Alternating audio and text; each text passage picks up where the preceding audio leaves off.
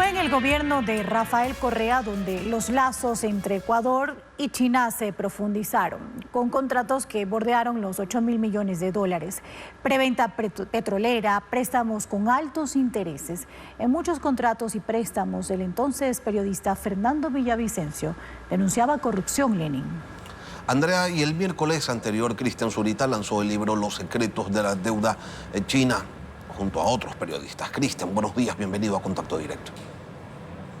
Lenin, es un gusto saludarte, muchas gracias, buenos días. Y bueno, empecemos contándole al país cuáles son los secretos de la deuda china. Bueno, hay una serie de costos, una serie de valores que se iban incluyendo a las tasas primarias que se establecieron como parte de la deuda que se iba contratando con cada una de las empresas que iban a levantar pues proyectos de infraestructura. Es decir, hasta el momento el Ecuador todavía no tiene un consolidado de lo que significa la deuda bilateral con la deuda directamente relacionada a la preventa de crudo. De tal manera que es un espacio que el Estado ecuatoriano aún le debe, nos debe a todos los ecuatorianos para entender exactamente cuánto es el monto real de lo que significó toda esta deuda, más la serie de comisiones que se iban cobrando y encareciendo los créditos para cada una de las obras. Sí, lo que nosotros hemos observado es que existen entre 3 a 4 comisiones adicionales a las establecidas por los intereses que iban encareciendo los costos de los créditos, además de que existían las llamadas cláusulas de soberanía impuestas por China, que si bien variaban en algo con respecto a otros espacios u otros países, lograron imponer pues condiciones únicas, por ejemplo, en el caso de la preventa petrolera. Ya vamos a eso, Cristian. Antes, quisiera que nos comente, que nos aclare un aspecto, porque Fernando Villavicencio se refirió en múltiples ocasiones a las irregularidades que se dieron en distintas contrataciones con China, con empresas de ese país, con bancos de ese país. ¿Es este libro una compilación de esas denuncias o contiene información adicional? Este libro lo que hace es realizar un primer acercamiento a la información de los contratos, información que se encontraba bajo reserva y que no había podido ser analizada absolutamente por nadie. La ventaja de Fernando es que él tuvo acceso a esta información, pero nunca la pudo analizar. Lo que nosotros hacemos es empezar una primera mirada a lo que significó el proceso de gestión de esos contratos, ¿sí?, que se exponen en estas 10 historias más 2 más relacionadas al tema de la preventa, que pues sí es ampliamente conocido, pero es necesario y por demás importante detallar cómo se dieron cada uno de los procesos de contratación de esos tramos y espacios de deuda. De tal manera que sí es una información nueva, es una información que permite navegar e iniciar nuevos procesos de investigaciones. Por ejemplo, hay información que no se conocía, por ejemplo, los 15 millones de dólares que se gastaron en Coca-Cola Sinclair para levantar un teleférico, ¿sí?, que nunca se utilizó. En algún momento este medio, este noticiero en el que ustedes se encuentran, intentó hacer un trabajo relacionado a ese tipo, pero no accedió a la información. Hoy conocemos, por ejemplo, los detalles de ese tipo de contratación y otras más relacionadas a obras de infraestructura y obras de ingeniería que tienen una serie de inconvenientes desde el ámbito técnico y que pues está cruzado por estos procesos de corrupción y de irregularidades en lo que significó la contratación del crédito. En lo analizado, en lo que se ha podido revisar, ¿se puede determinar el monto del perjuicio para el Estado en aquellas irregularidades pues, que ustedes detectaron en las preventas, en los préstamos, en la contratación de empresas chinas para la ejecución de decenas de obras? Algunas que sí sirven, pero el problema era que se inventaban pues ahí comisiones y sobrecostos de la nada. No es sencillo determinar los sobrecostos cuando básicamente lo que estamos haciendo es un primer acercamiento para entender cómo es que se entregaron y se gestionaron los créditos.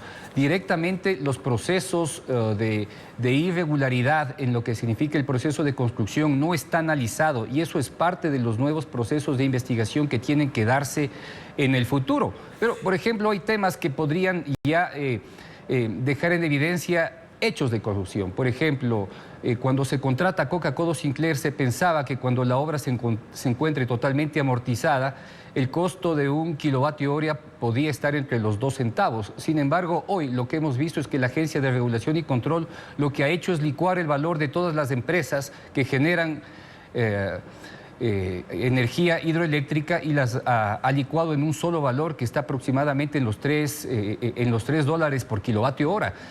¿Cómo es que se hace eso y no podemos tener una diferenciación por lo que efectivamente le cuesta a cada una de las empresas o generadoras producir energía eléctrica? Así que todos estos procesos pueden o podemos preguntarnos a partir de la información que estamos intentando hacerla pública y de otra, sí, que obviamente no ha sido analizada, pero que existe y aspiramos pues a hacerla pública dentro de este gran compendio que hemos logrado dejar en evidencia dentro de lo que es nuestro portal.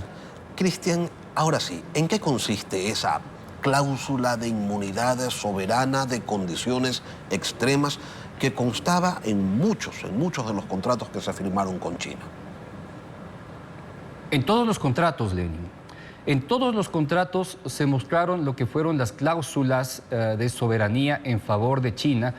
En unas se nota con mayor fuerza, en otras algo más relajadas, pero no existe un solo contrato en donde no existan las famosas cláusulas. ¿Y qué implicaban estas cláusulas? De soberanía. Básicamente tener el control de los recursos económicos, el control de las cuentas y el control de los flujos. Danos un ejemplo. En el caso de las preventas, ¿sí? En el caso de las preventas petroleras, se abría una cuenta por parte de Petroecuador en el ICBC Banco, ¿sí? Y quien tenía el control de esas cuentas no era Petroecuador, era básicamente la contratista, que era Petrochina. La contratista Petrochina obligaba que debía existir un encaje no menor del 15% dentro de esa cuenta para que en el caso de que no existan recursos económicos, el momento en que se debe cancelar a esta empresa puedan obtenerse directamente de ahí sin permiso y sin perjuicio de que Petroecuador pues pueda tocar o pues poner algún tipo de impedimento a lo que significaba el uso de esos recursos. Además, ellos tenían directamente el control, ¿sí? sobre el dinero, si es que existía algún tipo de impasse con respecto a lo que significaba la consolidación de pagos a partir de lo que significaban las entregas de crudo. Es decir, el control total de lo que significaba la entrega de recursos. Lo mismo se ve en el caso Coca-Cola Sinclair, donde hubo incluso líneas directas de recursos económicos entregados desde